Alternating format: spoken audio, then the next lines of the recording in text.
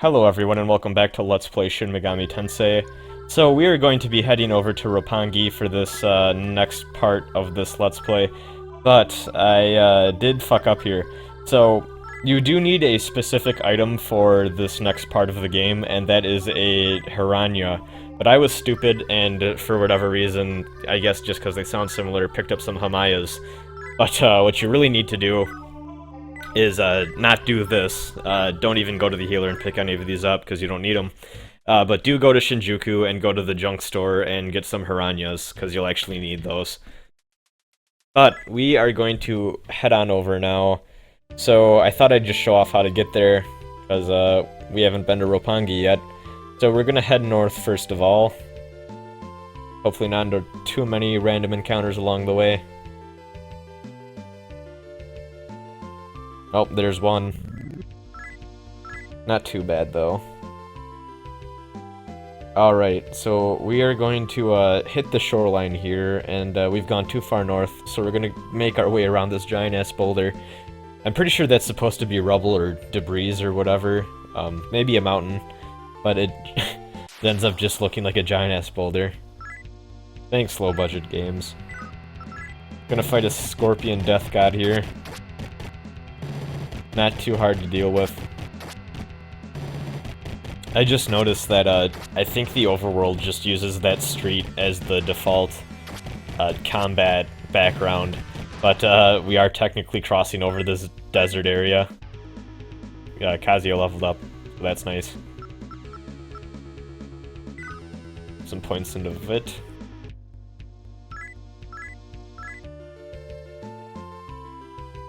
And yeah, just head south after you reach this desert while hugging this river here. The enemies in the desert are a bit tougher than the enemies outside of the desert. I wouldn't be surprised if a new player, when they first start warped into the post-apocalyptic segment of the game, would accidentally walk over there and maybe get a game over. Got a cockatrice encounter here. Just like every other JRPG on the planet, or I guess game in general, they paralyze you or petrify you. Right here, they only paralyzed me. I don't actually think they petrify in this game, but yeah. Every time I see a cockatrice in a game, I always think of NetHack. Used to play that game a lot as a kid, but I know it's not the greatest roguelike by any means, but it was the one I played the most often. As a little goober. Nowadays, if I want to pop in a roguelike, I just play a little bit in Cataclysm Dark Days Ahead, because I like the sandboxy nature of that one. Roguelikes are fun. But anyways, as you can see, Roppongi has a force field around it, so what we are going to end up doing is going into this building here, and there's a little back alleyway to getting into Roppongi. You think that the people that designed that force field would maybe have noticed that there's a giant asshole just leading right into their little tunnel. So yeah, Roppongi actually doesn't have any demons inside of it because of that force field, which is pretty nice and actually means I probably shouldn't have any of my demons out, but I just leave them out because I have enough magnetite to spare. I'm gonna heal Lamia real quick though, just cause she's hurting for some HP. And there's a terminal, so we don't need to walk all the way across the desert again if we want to go back to Shibuya or another location. So that's nice. I mean, walking from Shibuya to Shinjuku and vice versa isn't too bad, but now that we're walking quite a ways to get to Roppongi, yeah, it's nice to have those terminal warping locations. So yeah, a lot of this episode is just going to be exploring around Roppongi. It's a fairly large area, not too difficult, nothing too bad here. And a shop. Or not. Doesn't look like anyone's home. More shops that are just completely abandoned. Not fun. Third time's the charm? No. No, it's not. So that's a shame.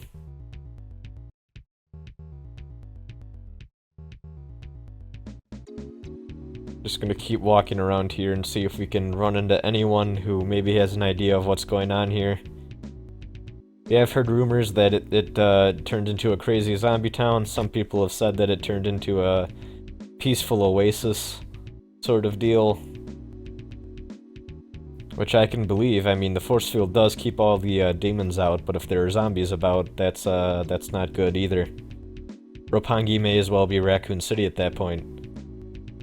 Oh man, I've been itching to play Resident Evil for a while. Maybe after this wraps up and it's October or so, like Halloween time, I'll do like a Let's Play of Remake or Resident Evil 4 or something. I think that'd be really fun. That would scratch my Resident Evil itch that I'm feeling.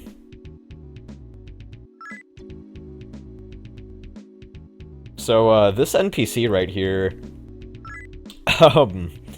yeah, that got censored to hell and back in the iPhone version, and I can't blame Atlas because it's a little much for a little much for a random NPC to be talking about in a otherwise not too harsh JRPG. I mean, there's a lot of like dark and gritty elements to this story, I guess, but yeah, I don't think I need implied pedophilia in my Megaton games. I'd rather them not have that. Not great. But on more happy subjects, today is, well, I'm recording this August 23rd, and today is the day that all of the Phantom Pain reviews have been coming out. And yeah, so far at least, as of recording, nothing but 9s and 10s. And that got me really excited. I'm pretty excited for Phantom Pain. I'm hearing that a lot of reviewers seem to think that it's the best Metal Gear Solid so far, which if that's the case, I'm excited because Metal Gear Solid 3 is one of my favorite games of all time. Same with Rising, actually. They're both somewhere in my top 10 games. So yeah, like only a week, a little over a week until 5 comes out, and I'm pretty damn excited about that.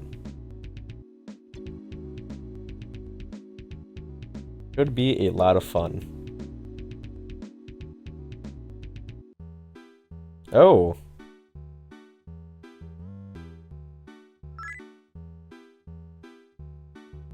That's kind of weird that she knew our name.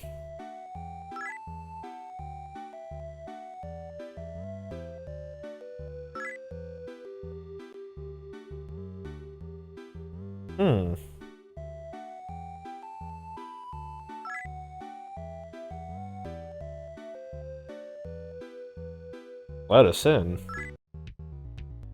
Okay. That's not suspicious at all.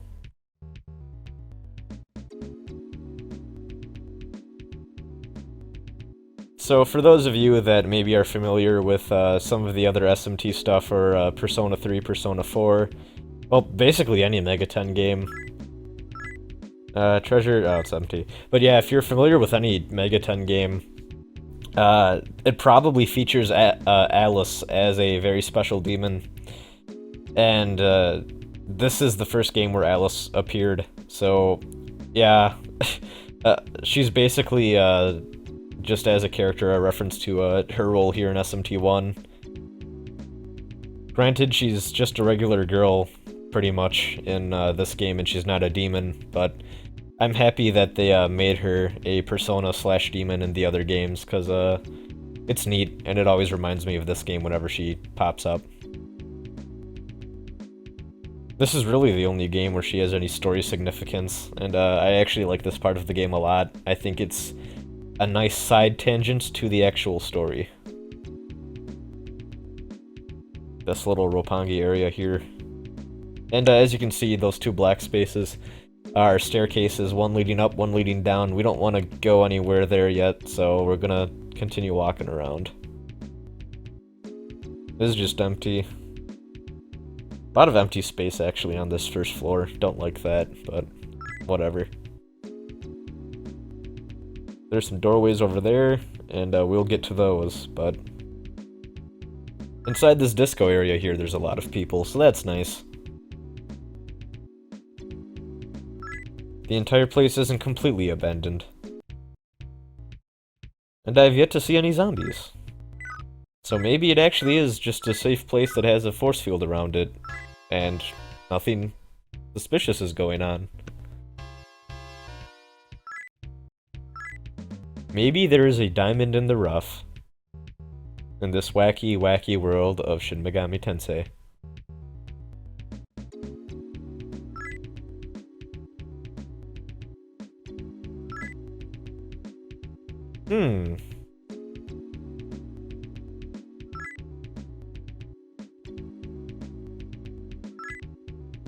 Yuka.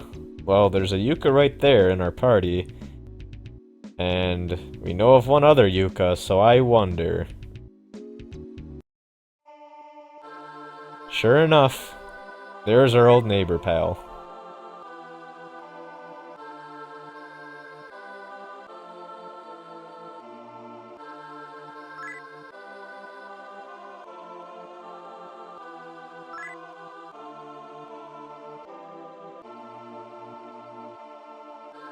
Yeah, that's a little suspicious.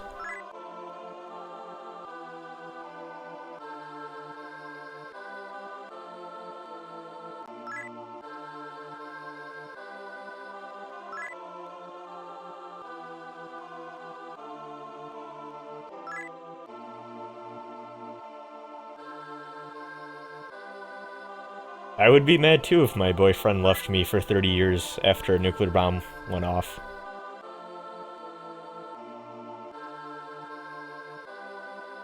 Wait, so you're a ghost?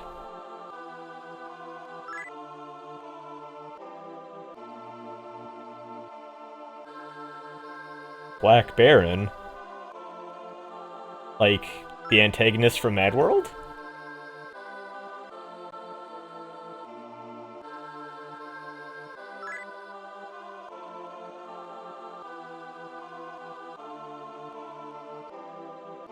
So you're not possessed by a demon.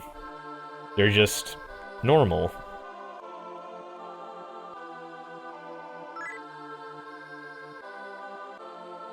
Oh dear. The age-old morality question of the mercy kill. So, if you are on the law route, you can actually go retrieve a soul and sense and give it to Yuka here. But this early on in the game, there's only one way to get a soul and sense, and that is at Rags, and you have to trade in a diamond. And the only way, I believe, this early to have a diamond is actually from that treasure chest in the second floor of Shibuya. Now, even if you are going for a law playthrough, I really don't recommend you do this. Diamonds are pretty rare, and generally trading a diamond for a soul and sense is kind of not worth it. Basically, just it's not worth wasting a diamond on for a soul and sense, because you could use it for elemental fusion instead, and it's not really worth even wasting a soul and sense on Yuka, even if you have one. The better way to get a law boost is actually to just go ahead and donate to the Messiah Church in Shibuya. It offers, if I recall, the same amount of alignment points, and it's a lot less of a waste of resources just because you can grind for money, but soul incenses and diamonds are a lot rarer and not really worth spending.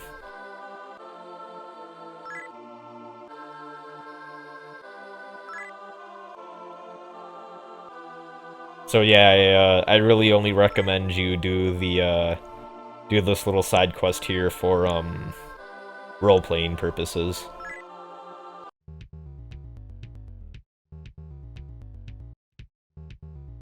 And she's gone. Anyways, back to our regular... Well, actually not back to our regular game. As you can see, just doing that will give you a bunch of points towards law, so... It shifted our alignment, but this is back in our regular save game where I did not do that at all. So we're gonna go into the basement here, explore around a bit. be careful because a lot of these tiles have traps in them, and actually a forced encounter with a bunch of corpses. Probably a bunch of failed zombies that they couldn't bring back for whatever reason, who knows. And that's another obnoxious part of the game. You got these trap treasure boxes that will just explode on you, and that's no good.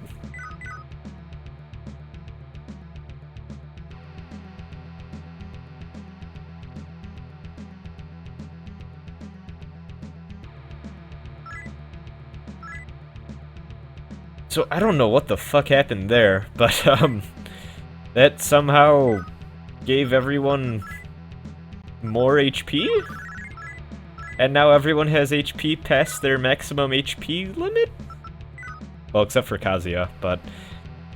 yeah, something fucked up. I've never seen that before. I don't know if that's the translation patch or just the game. But who knows? Some weird shit.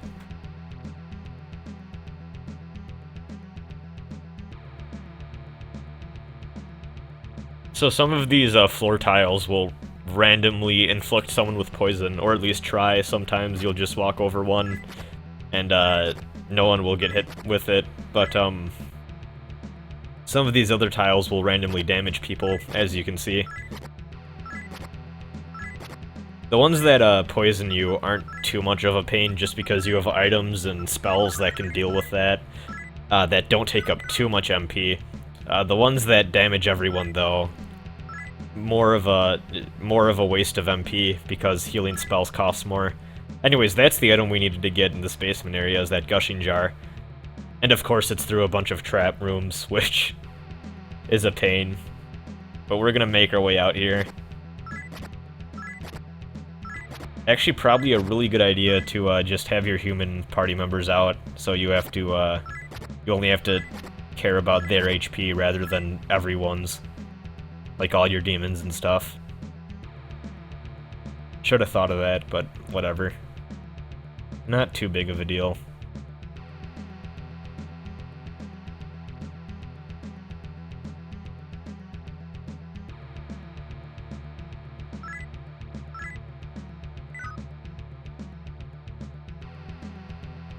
Just keep making our way.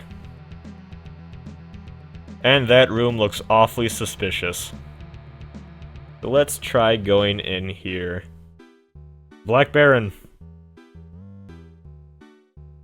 What Deathwatch minigame are you gonna show us now?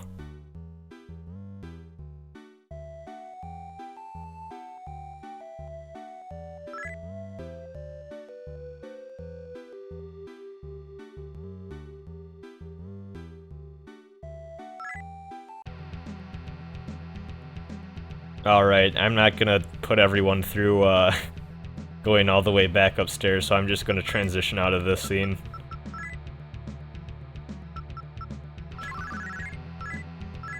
And you can't teleport out of this, sadly. Can't use Troport at all in this dungeon, which sucks. But, I went and healed everyone up, so now we're gonna check out the upstairs, see if anything cool is up there.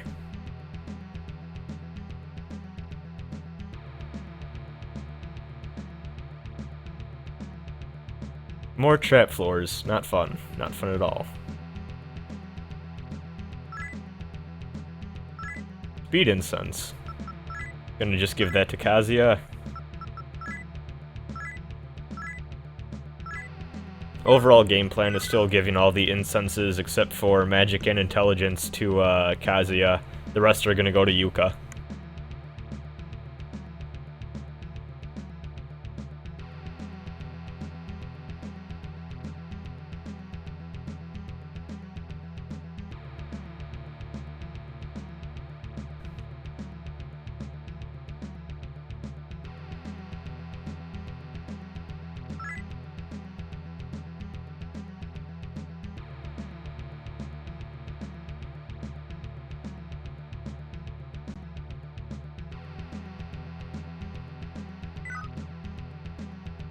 I should point out that this second floor is if I recall, completely optional, so you don't actually need to go here at all.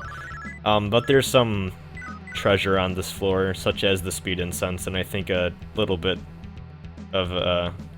more stuff. I should point out that the second floor is, if I recall, entirely optional, so you don't actually need to go here if you don't want to, but there's just some treasure and whatnot to pick up. If you want it, that is. That's just the staircase.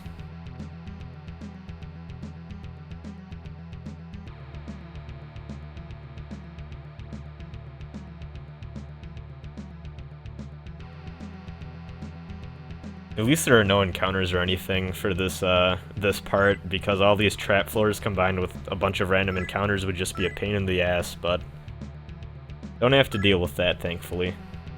Just poison.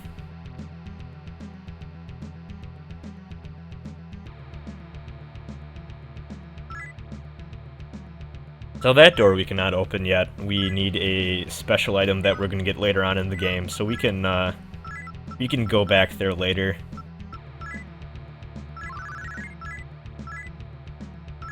Heal everyone from the poison real quick.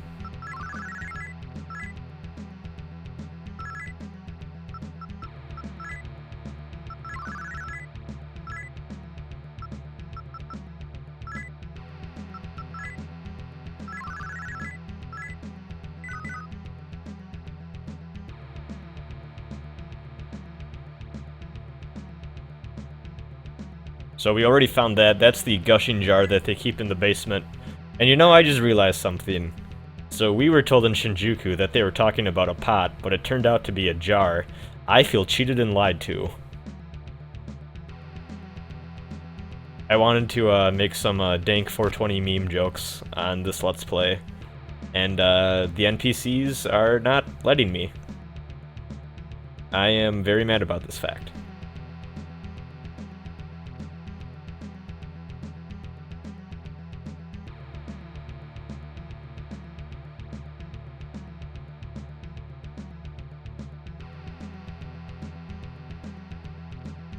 Alright, so we're done basically exploring the second floor.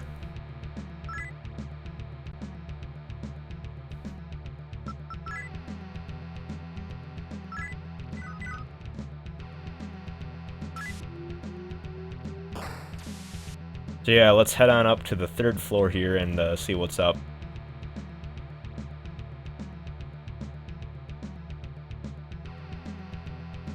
If you've been paying attention at this point, you probably know that there's gonna be a boss battle around here. Just how this game works. Some good stuff on this floor though too, so you should probably explore. Just a little bit.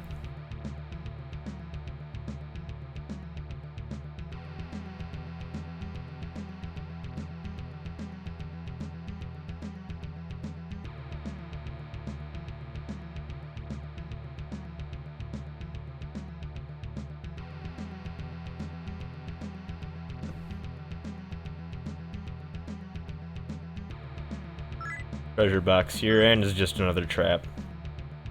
And not the good kind that mysteriously heals us well beyond our HP limit.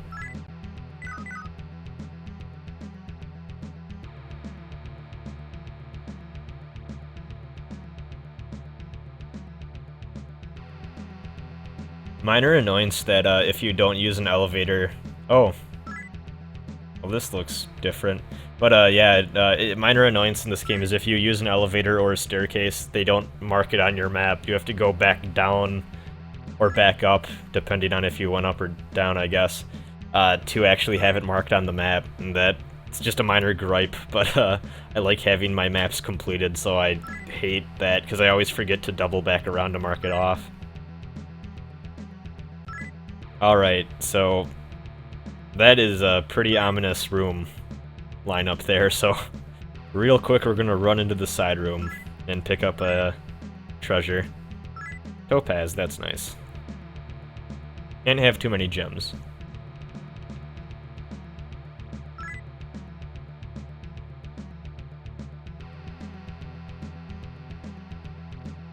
There's a treasure box in this one, if I recall. Well, first we need to get rid of some items, so I'm gonna clear out some inventory space here. Just throw out some old equipment that you can't sell for too much. Get a strength and sense. That's pretty nice.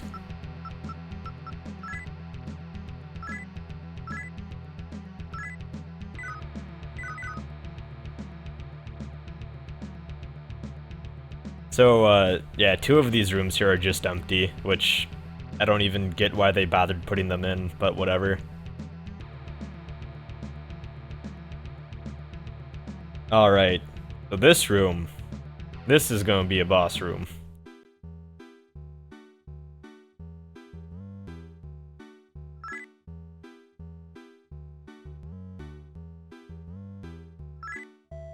Or not, maybe the Red Count and Alice are just actually nice people.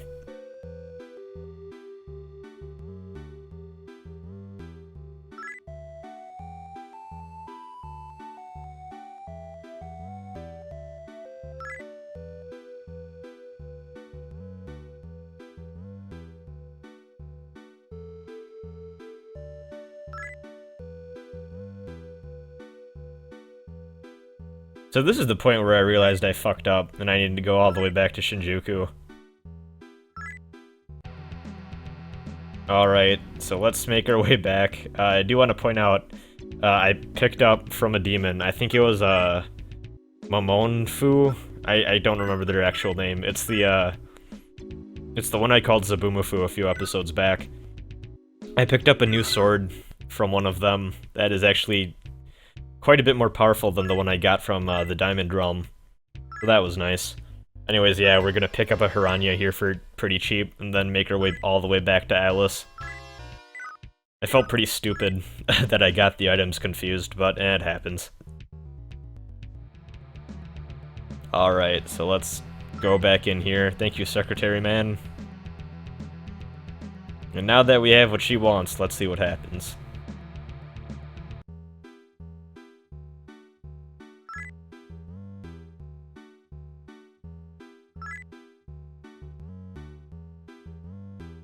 Fuck it. Sure, why not? Yay! Wait. No. I didn't think this through, fuck.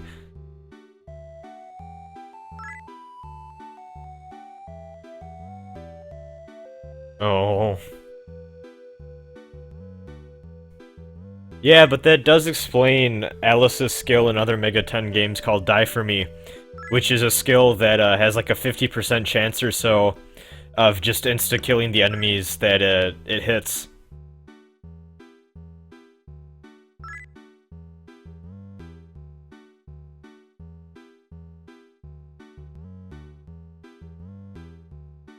Well, too bad. I have too much to do to die this early.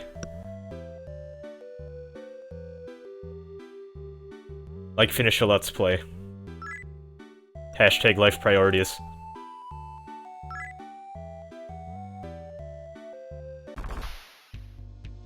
Oh shit.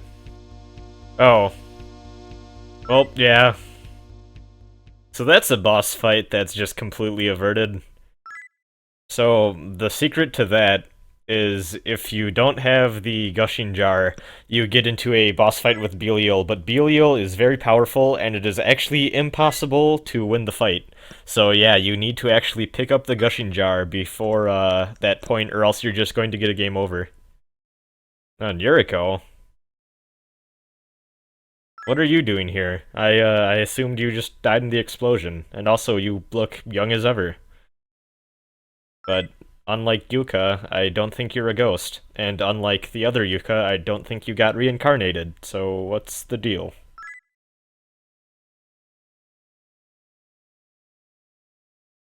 So as much as I would like to tell Yuriko here to just fuck off and keep my jar, you actually shouldn't do that, because if you say no, she will cast a spell on you and will bind everyone in the party and then just take the jar anyways. So it's better to just give her the Belial pot. Well, hey, first of all, Pot, jar, come on guys, choose one. But yeah, it's better to just hand it over to her. I don't actually think it affects alignment at all, and it's just a way of avoiding having everyone be bound, which is just a pain in the ass.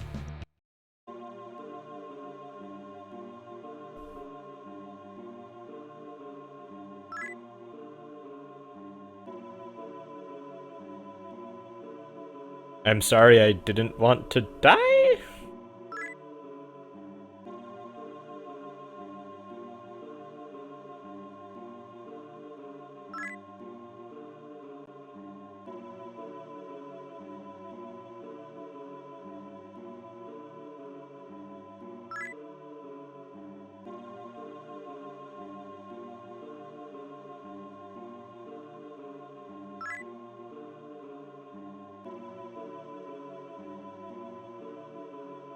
I mean, that's a pretty mean disco going on downstairs, to be fair, Yuji.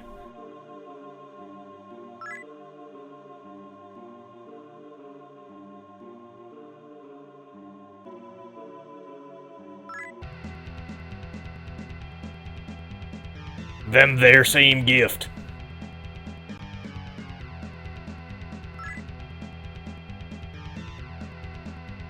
Here comes the best animation in the game. Ah!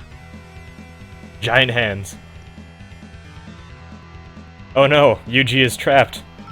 Eternally in Roppongi, at the disco.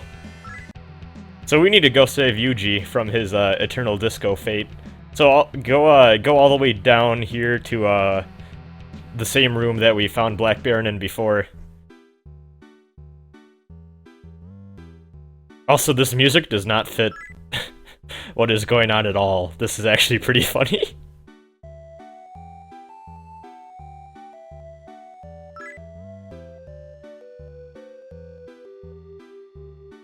Alright. Let's get this show on the road. Knew we wouldn't get through this episode without a boss fight. Alright, so Neighboros is actually kind of a joke. Pretty powerful, can use Mazanma, and actually, I think can use Mudo, too. Mudo or Hama, I don't remember which one. But the point is, can instant kill, which is just not nice at all. So we are going to solve that problem by just using Zeo spells. Now, the thing about Neighboros is actually has not a very high speed stat at all. So chances are, if you have a spellcaster with Zeo or Bufu, you can just keep him stun-locked the entire fight. A few times here I decide to use different spells instead because I thought I could get away with it, and I kind of pay for it, but not too bad. Way easier fight than Arachne, in my opinion.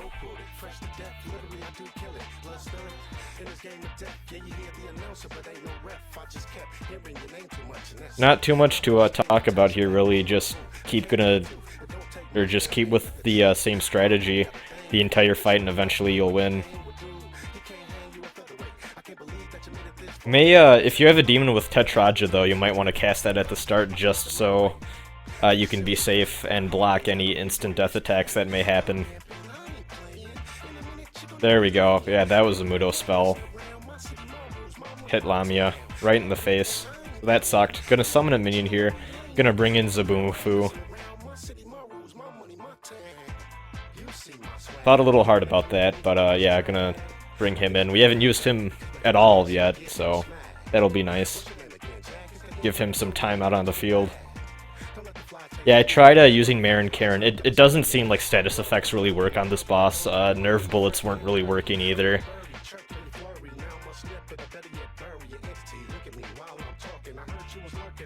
Yeah, I used Terrakaja, but I decided Tetraja was probably a little more important just to avoid another Mudo to the face.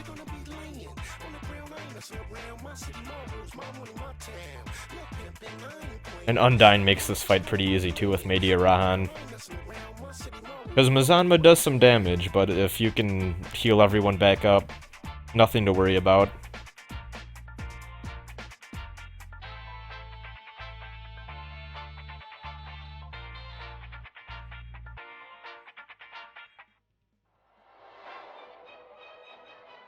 Probably interesting for you all to see Kazuya do something in battle other than just use his gun, because now we're getting to a point where he's getting good swords, and it's actually his physical sword attack will do a lot of damage, and for this fight in particular, nerve bullets are worthless.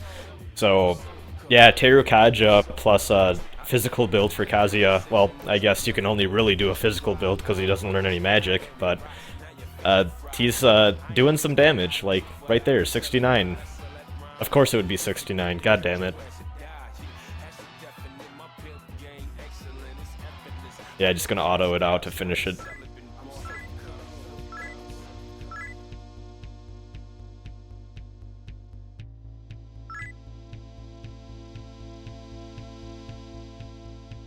I mean, you really didn't need to, you just kind of did it because you guys are weird, and really, really, really wanted to go far in, making a little girl happy.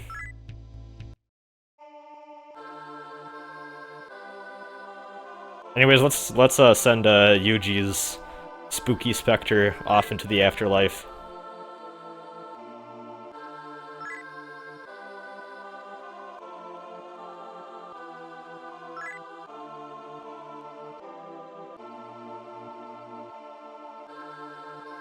Kind of upset, because that leaves me stuck with Takashi as the only other friend of ours around, other than Yuka. Yuka's cool, though.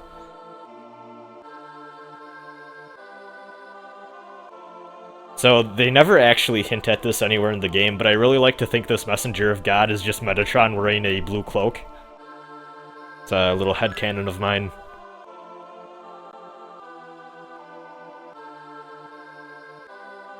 Oh, that sounds pleasant. Well, have fun with that then. Bye. Can you give me his equipment back? No? Okay, fine.